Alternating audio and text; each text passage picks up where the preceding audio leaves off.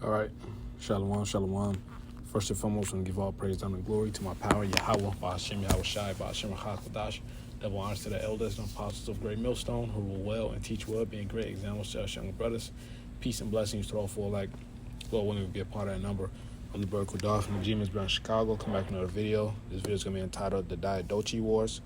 All right, this is going to be episode 51 on, on my history series. It says, history episode 51, Diodochi Wars, Alexander's Generals. All right, now you can read about that in First Maccabees. All right, just going into a little bit more detail. All right, because I believe it's written in the Maccabees as well that they give like a summarization of what happened. And this is for those who are wanted some more understanding on the wars. So and this also shows you Proverbs 21:1. All right, when it says the king's heart is in the hand of Yahweh. Okay, so it says Diodochi wars. Diodochi, the successors of Alexander the Great and their wars. Alexander the Great's Diodochi successors fought over a vast empire spanning from Greece to India in a series of bloody conflicts. The age of the Diodochi of Alexander the Great was one of the bloodiest pages of Greek history. A series of ambitious generals attempted to secure parts of Alexander's empire, leading to the creation of the kingdoms that shaped the Hellenistic world. This was a period of intrigue, treachery, and blood. The death of Alexander the Great, tensions rise. Alexander the Great died on June 11, 323 BCE in Babylon, possibly from typhoid fever. It's a lot of rumors about how he passed, man. Some say syphilis, some, because that nigga was a sodomite. Nevertheless, he passed away. It says before taking his last breath, Alexander was asked by his generals to whom would go his empire after his death. With his final strength, he said to the strongest. And these words alone just going to cause division, especially among Edomites, man. The Lord had it to where the Lord made him say that, man. It says Alexander left behind him the greatest empire the ancient world had ever seen. This vast empire contained lands from the Adriatic Sea all the way to the Indus River, all from Libya to modern-day Tajikistan. Of course, Alexander had just recently conquered these lands, and a great part of his empire was not firmly secured. The main problem with Alexander's death was that it was sudden and early. The Macedonian general had not spent enough time consolidating his rule. As a result, there was no man ready to succeed him yet. His sudden passing away also meant that the empire would soon fall in shock. And let me grab this real quick. All right. Spirit was heavy on me to just go grab that for keep that on deck. It says from 323 to 281, a series of wars took place between Macedonian generals. These bloody wars are also called the Diodochi Wars, from the Greek word diadokos, which means successor. The War of the Diodochi, the world in turmoil. When Alexander passed away, the most important of his generals and guards gathered to discuss the future of the empire. There it was agreed that the successor would either be Alexander and Roxana, yet unborn child, if it was a boy, or Alexander's brother-in-law, Philip III. The balance of power was fragile. Everyone understood that Alexander's son, who was eventually born and named Alexander, I believe this is is that the fifth? I could be wrong. Get back into those numerals. But it says I was nothing more than a puppet. At this point, the strongest man in the empire was Perdiccas, who became sort of the empire's regent until Alexander V could grow enough to rule. He was actually the one trying to keep the empire together. St. Benji, the elder brother Ratazawani, St. Benji mentioned it in the gym in Chicago Bishop's live show Sunday, that one of the generals was trying to keep the kingdom together. They ended up taking him out. They ended up teaming up to take him out. This is the guy. His name was either Perdiccas or Perdiccas, I believe. It says, except for his position, Perdiccas also enjoyed the advantage of legitimacy. Alexander the Great had given his reign to Perdiccas just before passing away, designating him responsible for the empire, so he was the one in rule. Even though no one doubted Perdiccas openly, everyone was suspicious of Perdiccas, and Perdiccas was suspicious of everyone, because that's how these Edomites get down. All right? Dog eat dog, snake. Assassinating each other left and right, snaking each other out. That's how Esau gets down, man. It says a lot of other men undertook various administrative responsibilities, but the ones who proved the most resilient were Ptolemy, Antigonus, Antipater, Seleucus, and Lysimachus. The balance of power changed soon as Perdiccas was murdered in 321 BCE, so they got him out the way. Already before that year, Ptolemy had managed to take Egypt for himself. All right, so this is when, so Alexander conquered that, all right, and Ptolemy branched out to Egypt to rule that land, So when the Greeks took over, when they started to rule over Egypt, that's when the pharaohs started to become Edomites, So what's that woman's name? That whore, Cleopatra, who had affairs with Julius Caesar. She was an Edomite. All right, because she came from the Ptolemaic Empire, the Ptolemaic dynasty, Salakia. She was an Edomite. Cleopatra was an Edomite. Anyone telling you she was an African or Israelite, that's completely false. She came from the Ptolemaic dynasty. She was an Edomite. So let's continue to read. It says, yep.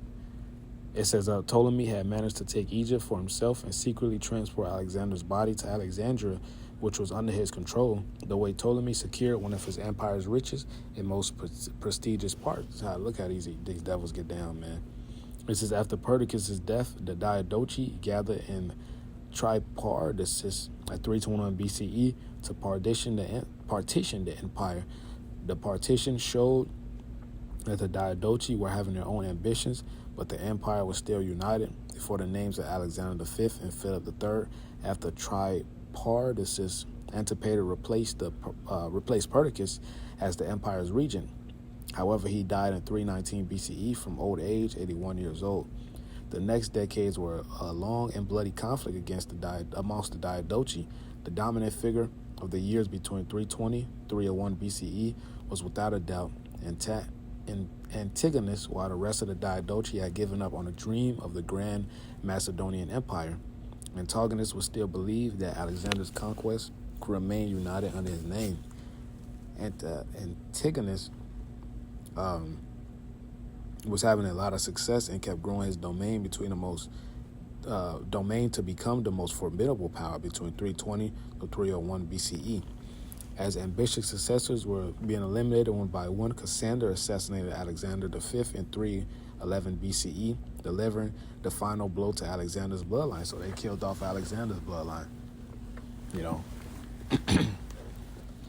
It says, before the assassination, the great Diodochi of the time had signed a peace treaty recognizing the status quo of 4 separate kingdoms, to Ptolemy in Egypt, Antigonus in the whole of Asia, all right, Cassander in Europe, which is also Asia.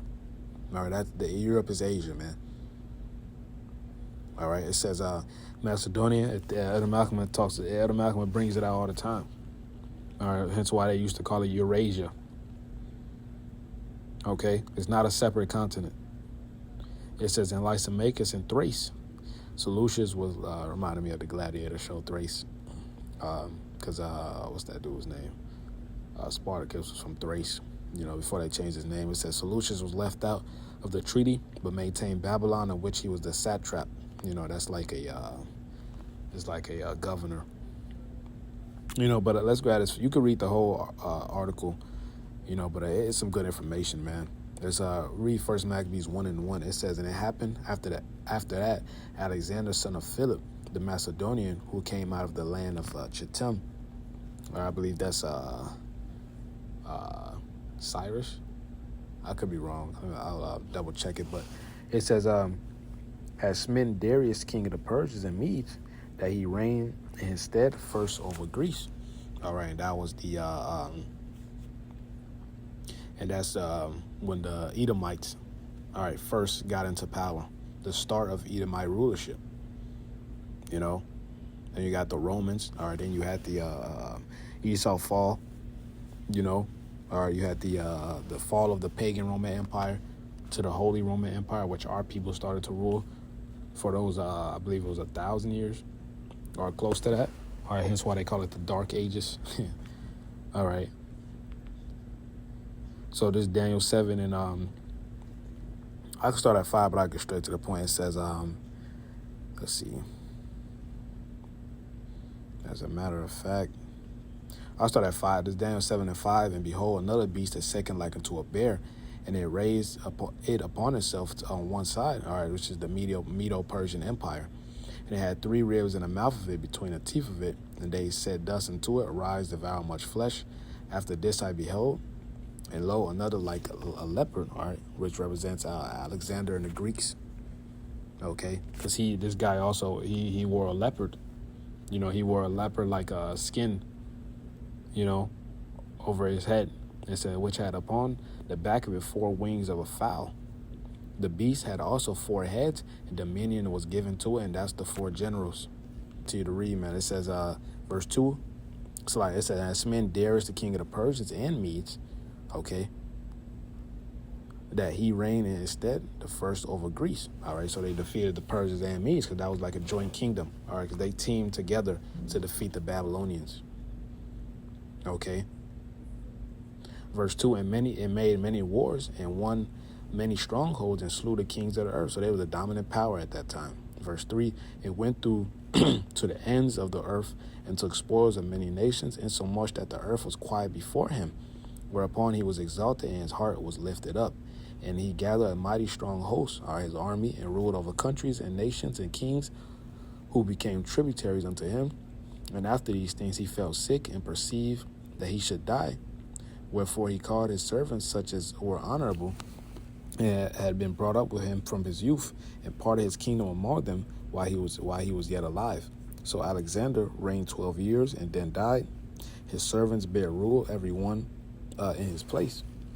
And after his death, they all put crowns upon themselves, so that their sons after them many years, and evils were multiplied in the earth. Okay. So hey, that's the the result of Edomite rule. All right, evils being multiplied in the world. Okay. Verse 10, and there came out of them a wicked rule, Antiochus, saying the surname of Epiphanes. Okay. Which came out of the Seleucid line. It says, son of Antiochus the king, who had been a hostage at Rome. He reigned in the 137th year of the kingdom of the Greeks. Okay, so that was the whole point. All right. So there's some good history going into the Diodochi Wars. All right, just to get some more understanding on it. All right, let's grab this Habakkuk 2. Then I'll close out. Habakkuk 2, and I'll start at 4. It says, behold, his soul, which is lifted up, is not upright in him, but the just shall live by his faith. All right, and it's talking about Esau, Edom. All right, he was created to be the wicked. All right. Verse 5, yet also because he transgresseth by wine, he is a proud man, neither keepeth at home, who enlargeth his desire as hell, and is as death, and cannot be satisfied. And that's the point I wanted to bring out, all right, because this devil is insatiable. All right, he just wants more to himself. Look at the elites now. All right. It says, but gathereth unto him all nations, and heapeth unto him all people. All right. So, Lord willing, that was edifying. I want to give all praise, honor, and glory to Yahweh, Shem El Shai, Bashem Kakwadash. Devil honors to the apostle, elders, great millstone. Peace and blessings to all 4 elect. Lord willing, be a part of that number. Shalom, Kwame Sharala, Wa Baba Ball.